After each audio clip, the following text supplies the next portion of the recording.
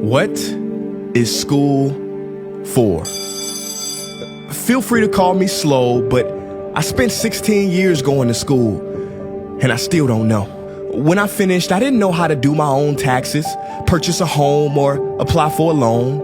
I didn't know a thing about investments, building credit, or getting a job.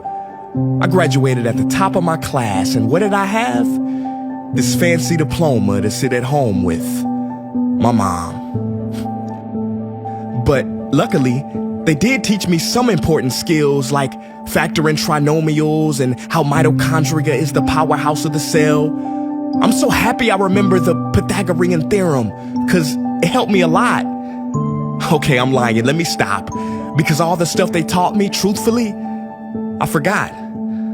Mom, remember when you would ask me, what did you learn in school today? And I would say, nothing much. I wasn't being modest. The truth about it, Mom, is I had already forgotten.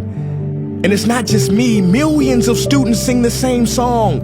How many of you guys avoid eye contact with the teacher to try not to get caught upon? Afraid to raise your hand for fear of being wrong, which proves that school isn't an environment for learning or building up the intellect.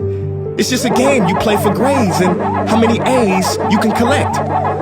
But I guess what do you expect when the most commonly asked question in class is this gonna be on the test? Is this gonna be on the test? See, if school put learning instead of testing and memorizing as the top standard, then the letter F would not stand for failure. It would stand for find another answer. And if school was really interested in our personal and academic success, students would wake up later, have more freedom, and homework a lot less. And that's not my opinion. This conclusion has been scientifically tested and proven. And any teacher that doesn't believe me, feel free to check my works cited page to inspect. Oh, and I did it in MLA format because I know that's all you will accept. See, students would get more benefit from an extra hour of sleep than putting them through the torture of an extra essay, reading 150 pages, doing problems 1 through 60 on the worksheet, and having 3 projects due by the end of the week. Not only is it pointless pain, but it's also dim-witted, because we get so much work, but they don't teach the time management skills to deal with it. See, in school, we are controlled by bells. We have to learn in rooms with the feng shui of a prison cell. We have to ask permission to relieve bodily functions, but not before the teacher asks a million questions like, why didn't you go before class? I'm sorry, my bladder is kind of on its own schedule and it's not always timely. See, teachers always say, use your time wisely. But that never made sense to me. Because these 6 cruel hours of our lives we call school might literally be the worst use of time management ever in history. Think about it. The traditional teaching method is foolish. No, it's useless, multiplied by the square root of stupid. What they do is they cram information in your head, force feeding you, and then you throw it up on the test. That's not education. That's bulimia. And the more bulimic you are, the better you will do on their assessments. So it's no wonder why so many students graduate mentally and emotionally anorexic. See, school teaches you how to memorize dots. True education should teach you how to connect them. True education teaches you how to catch a fish. School teaches you, yeah, you caught the fish, but you didn't show your work, so it doesn't count. Throw it back. I'm just asking, what is school for? It's not education. That's just not true.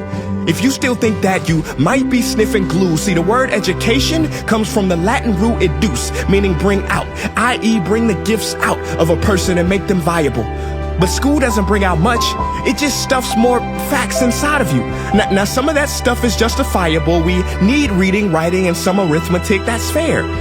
But are you telling me metamorphic and igneous rocks are more important than self-care?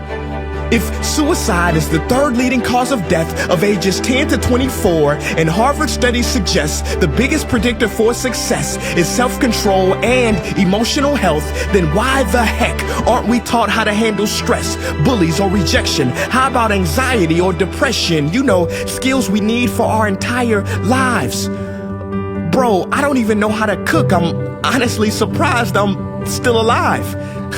But hey, at least I can name all the battles that happened in the Civil War. Seriously, what is school for?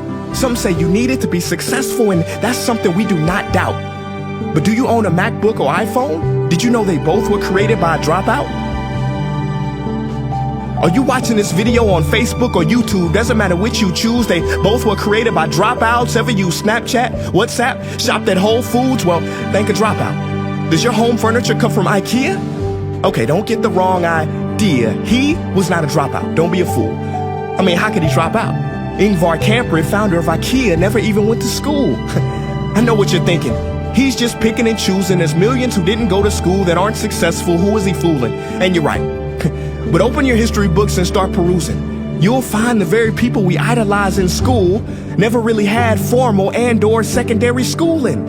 I'm talking George Washington, Abe Lincoln. America's best presidents had zero school between them. Ben Franklin, Thomas Edison, shall I proceed? Ernest Hemingway, Mark Twain, Teddy Roosevelt, Margaret Mead. Now please, I'm not saying drop out, because some schools are great and many teachers are rare treasures.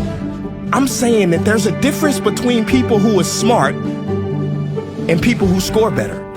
I'm saying that your future is something that no test will ever measure. Even if that test begins in 3 letters like SAT, ACT, it's BS if they say those determine your LIFE. No, your destiny is in your hands. You must shape it to be great. So don't expect school to open doors, because it's more likely to slam them in your face. Sometimes I wonder about all the dreams lost in school and how much potential goes to waste. If it wasn't for music and YouTube, then I would have been just another lost case. Everybody watching this, please, close your eyes. Imagine a child sitting in the back of some teacher's class in some town. He never raises his hand, he fails most of his classes, but inside of him, there is a passion. And if nurtured and brought out, will lead him to discover the cure for cancer. But you see, I'm afraid that that child's gift will never come out. He will never win the Nobel Prize award because in class he was ignored and his worth was judged only by his scores. So teachers, principals, parents, advisors, and students, I ask one more time, what is school for?